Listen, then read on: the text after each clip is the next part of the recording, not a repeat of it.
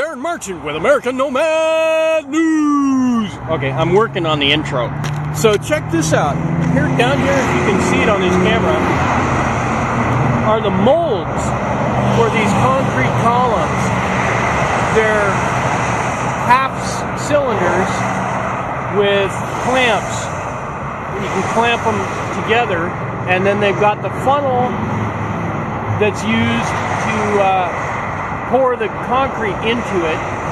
Somewhere around here they'll have the rebar all preset. We've got these rebar rings, but I don't see any other stuff.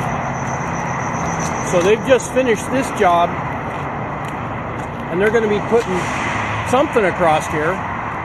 Looks like it's going to be a while. Got a whole bunch of that canvas down there. That's used to cover the concrete. So that was kind of interesting. They're doing a bunch of stuff around here. Darren Marchant, American Nomad News. An instructional, infrastructural video. All right.